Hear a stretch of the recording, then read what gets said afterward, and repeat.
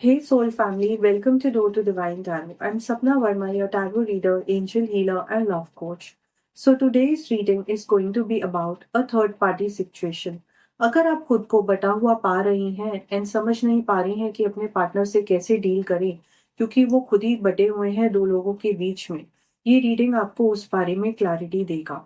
This reading is not gender specific, it is timeless and it is on a collective level. So take what resonates. अगर आप मेरे channel पे पहली बार आए हैं, a big warm welcome to you. If you are already part of my soul family, lots of love from my side to you. If you have anything to share with me, please feel free to do that क्योंकि मैं आपके सारे comments पढ़ती हूँ. So now let's start with the reading. देखते हैं कि वो क्या फील करते हैं. हर हर महादेव. हर हर महादेव. हर हर महादेव.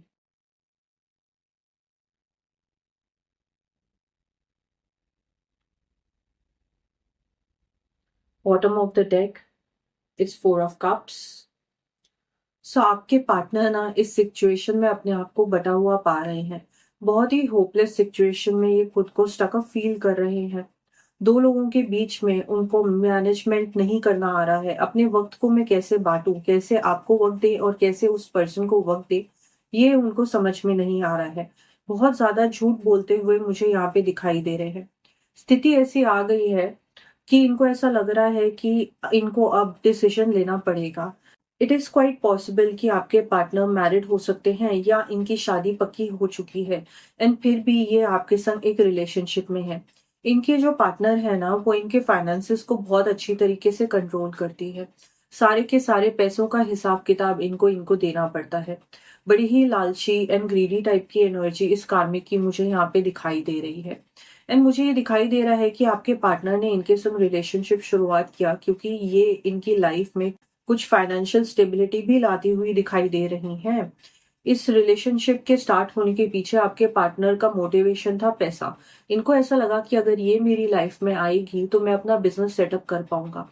एंड बहुत हाई प्रोबेबिलिटी है कि अगर ये एक ऑफिस में काम करते हैं तो ये इनकी बॉस रह चुकी है या ये एचआर डिपार्टमेंट में रही हैं जो इनको मदद करती हैं इनके करियर में एडवांस करने के लिए और बिजनेस में फायदे करने के लिए. मुझे यहाँ पे ये भी दिखाई दे रहा है कि ये बहुत ज़्यादा लग्ज़री पसंद है. आपके पार्टनर इनकी ना इच्छाएँ पूरी करते रहते हैं, इनको शॉपिंग ट्रिप्स पे लेके जाते हैं, इनको हॉलिडे ट्रिप्स पे लेके जाते हैं, बहुत ज़्यादा फाइनेंशियल बर्डन में जी रहे हैं. एंड जब आपके संग ये रिलेशनशिप में आए, इनकी एनर्जी थी फूल की एनर्जी. आपके अट्रैक्शन में पड़ के इन्होंने बिल्कुल भी नहीं सोचा कि आगे जाके मेरी सिचुएशन क्या होने वाली है, क्योंकि ये ना बहुत ही रियलिस्टिक टाइप के इंसान हैं. ये अपनी लाइफ में हमेशा फायदे देखते हैं. एंड जब आप इनकी लाइफ में आई तो इनकी डेफिनेशन धीरे धीरे चेंज होने लगी. ये अपनी लाइफ में एक एडवेंचर फील करने लगे, आपके संग नए नए एक्सपीरियंस फील करने लगे, बहुत ज्यादा मैडनेस एंड अट्रैक्शन इनको फील होने लगी. मुझे यहाँ पे दिखाई दे रहा है कि ये ना अपना फेस बहुत पोकर फेस रखते थे, बहुत ब्लैंक रखते थे जब ये दूसरे पर्सन के संग होते थे. वो हमेशा सोचती थी कि ये बड़े दुखी इंसान है, बहुत ज्यादा हार्ड वर्किंग है, हसल कर रहे हैं अपनी लाइफ में. एंड आपके पार्टनर आपके ख्यालों में खोए हुए रहते थे. मुझे यहाँ पे दिखाई दे रहा है कि ये ना बड़े ही केयरलेस हो गए थे आपके और इनके बीच के रिश्ते को लेके. एंड धीरे धीरे ये जो थर्ड पर्सन है, इनको आपके और इन दोनों के बारे में पता चलने लगा. एंड जब इनको ये पता चलने लगा तो ये ना अजीब-अजीब से बिहेवियर करने लग गई इनके संग, इनको टॉर्चर करने लग गई, ताने मारने लग गई, जिस वजह से आपके पार्टनर का ना कॉन्फिडेंस ब्रेक होने लग गया है. ये जो थर्ड पर्सन है आपके पार्टनर को ना बहुत ज़्यादा ताने मारती है कि तुम थे ही क्या मुझे मिलने से पहले? जो भी तुम बने हो वो मेरी वजह से बने हो. एंड इस वजह से आपके पार्टनर ना अपने आप को इनकम्प्लीट समझने लगे हैं. एक बड़ी ही नेगेटिव एनर्जी है जो ये देती हैं, इनको ये सोकअप कर लेते हैं और इसका जो असर होता है वो आप दोनों के रिश्ते में होता है. मुझे यहाँ पे दिखाई दे रहा है कि आपके पार्टनर की इच्छा है ना, 9 ऑफ कप्स की एनर्जी. 9 ऑफ कप्स की एनर्जी होती है विश फुलफिलमेंट. ये विशेज़ चाहते हैं कि मेरी हर एक विश पूरी हो, मेरा रिलेशनशिप स्टेबल हो जाए, मेरा जिसके संग भी रहने को मन करे, मैं अपनी इच्छा से आऊँ और जाऊँ उसकी लाइफ में, बट ऐसा पॉसिबल नहीं है. कहीं न कहीं आपको एक अवेयरनेस थी कि इनकी जो एनर्जी है बटी हुई है, बल्कि इनके पार्टनर जो दूसरी पार्टनर है उसको नहीं मालूम था. पर धीरे-धीरे इनकी केयरलेसनेस की वजह से उनको सब समझ में आने लग गया है. मुझे यहाँ पे ये भी दिखाई दे रहा है कि ये आपके संग ट्रैवल करने के प्लान्स बना रहे हैं या आने वाले दिनों में आपको किसी चीज़ के लिए ऑफ़र करेंगे. एंड जब ऐसा होगा तो इनको बहुत ज़्यादा कॉल्स आने वाले हैं थर्ड पर्सन के। वो कॉल कर कर के इनको कंट्रोल करना चाहेगी एंड ये इधर-उधर भागेंगे बातें छुपाने के लिए। इनको ना बड़े तरीके-तरीके से एक्टिंग करनी पड़ेगी अपने पार्टनर को ये आश्वासन देने के लिए कि मैं ऑफ़िस मीटिंग में हूँ या मैं काम पे ध्यान दे रहा हूँ, इसलिए मैं कॉल रिसीव नहीं कर पा रहा हूँ। एंड जितना ये बहानाबाज़ी करेंगे उसके संग, क्योंकि वो बहुत शातिर इंसान है, उतना ही उनका शक बढ़ता जाएगा एंड इन दोनों के बीच में रिलेशनशिप में खटास आती जाएगी। देखते हैं कि ये जो थर्ड पर्सन है वो आपके पार्टनर और आपके बारे में क्या फ़ील करती है। Holi spirit, please guide us. Holi spirit.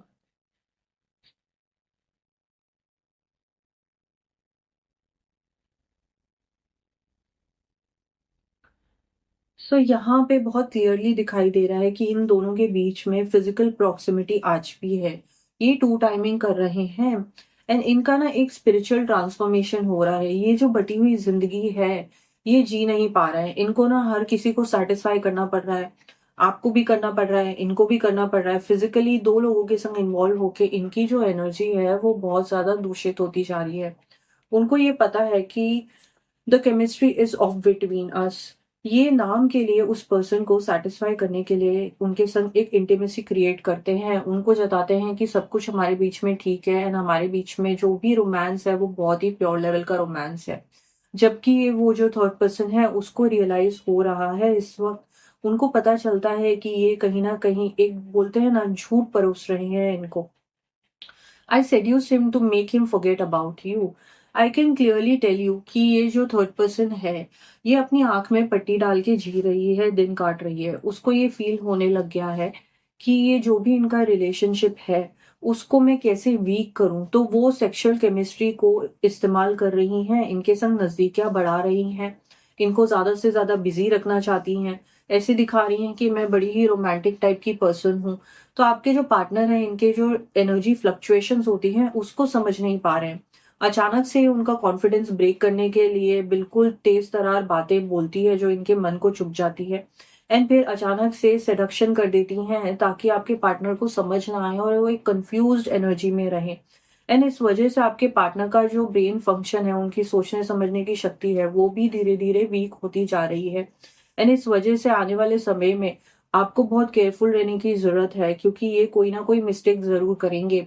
ये इन दिनों अपना फ़ोन इधर-उधर छोड़ रहे हैं एंड ये जो थर्ड पर्सन है छुप-छुप के ट्राई कर रहे हैं कि इनका पासवर्ड मिल जाए या इनके कॉल्स या मैसेजेस का कोई रिकॉर्ड इनको मिल जाए। सिचुएशन चाहे जो भी हो, यहाँ पर क्लियरली दिखाई दे रहा है कि आपके पार्टनर दोनों पार्टी से सच्चाई से रिश्ता नहीं निभा रहे हैं।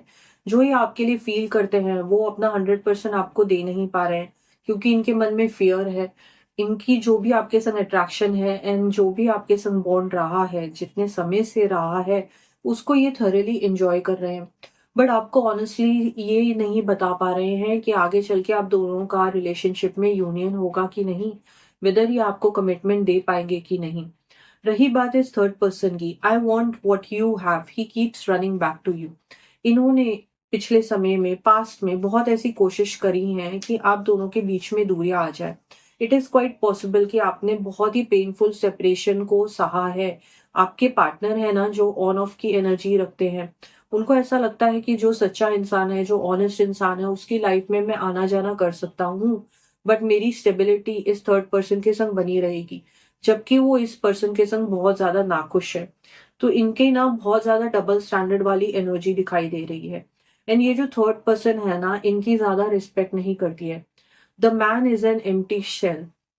ये जो थर्ड पर्सन है, साइकिकली मुझे सेंस हो रहा है कि ये बहुत ज्यादा ना जिद्दी और इगोइस्टिकल है।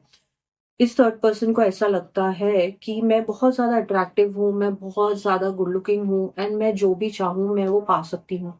तो ये बहुत तरीके-तरीके से आपके पार्टनर के संग माइंड गेम्स खेलती है। आपके पार्टनर की आधी एनर्जी इनके माइंड गेम्स को झेलने में चली जाती है। बचा-खुचा जो टाइम उनके पास बचता है, या तो वो आपके पास आते हैं या फिर वो अपना स्पेस लेके खुद की एनर्जी को रिकवर कर रहे होते हैं। यहाँ पे मुझे ये भी फ़ील हो रहा है कि ये ना इनको ऐसे समझती हैं कि इस आदमी में ना कोई भी क्वालिटी नहीं है कि ये रिश्ते निभा पाए या ये किसी और के संग चला जाए। क्योंकि इन्होंने इनको फाइनेंशियली इतना वीक कर रखा है, अपने ऊपर इतना डिपेंडेंट कर रखा है कि आपके पर्सन सर्वाइव नहीं कर पाते हैं। बिल्कुल अंधाधुंध जो इनको ऑर्डर दिया जाता है, जो भी इनको कमांड किया जाता है, ये इस पर्सन की बात मानते हैं। एंड बचे कुचे टाइम में आपको तो वो वैसे ही मैनेज कर रहे हैं। एंड ऑनेस्टली इनकी एनर्जी इतनी ज़्यादा दूषित हो गई है, इनके माइंड को इतना ठप कर रखा है इस पर्सन ने, कि आपके डीएम को ये नहीं समझ में आता कि सही क्या है, गलत क्या है। अगर आप ट्रू लव करते हो किसी से, तो आपको उसके संग रिश्ता ऑनेस्टी से निभाना है, उस इंसान को प्रायोरिटी देनी है। बट कहीं न कहीं जो भी आपके लिए फ़ील करते हैं प्यार, उसको ये ऑनेस्टी से नहीं निभा पाएँगे आने वाले समय में। क्योंकि इन्होंने प्रैक्टिकल लाइफ़ को चुनना है एंड रोमांटिक लाइफ़ को थोड़ा-सा बैक साइड पे रखेंगे आने वाले समय में। देखते हैं कि और कौन-सी ऐसी एनर्जीज़ हैं या कौन से ऐसे थॉट्स हैं जो छुपाते हैं। हर हर महादेव, हर हर महादेव। स्ट्रेस।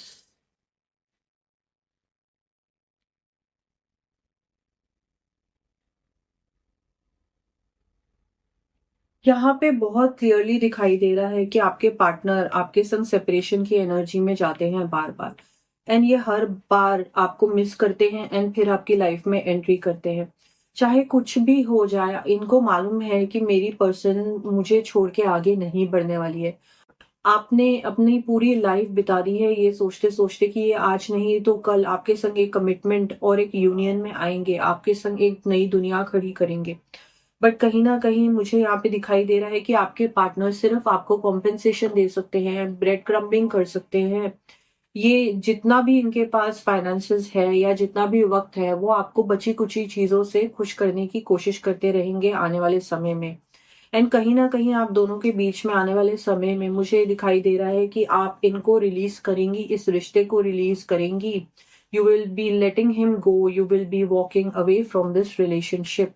क्योंकि एक टाइम आने वाला है कि आप कहेंगे कि अब मुझे बची-कुची चीज़ें नहीं चाहिए, अभी मुझे तुम चाहिए, and that too whole and fully. तो आने वाले समय में बहुत ज़्यादा इनको प्रॉब्लम्स होने वाली हैं, बहुत नर्वस होने वाले हैं, स्ट्रेस झेलने वाले हैं।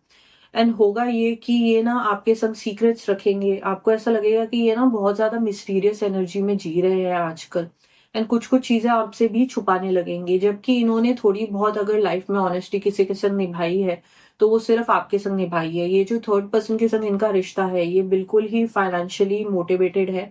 अपने फ़ायदे के लिए इन्होंने रिश्ता बनाया हुआ है। Lot of arguments.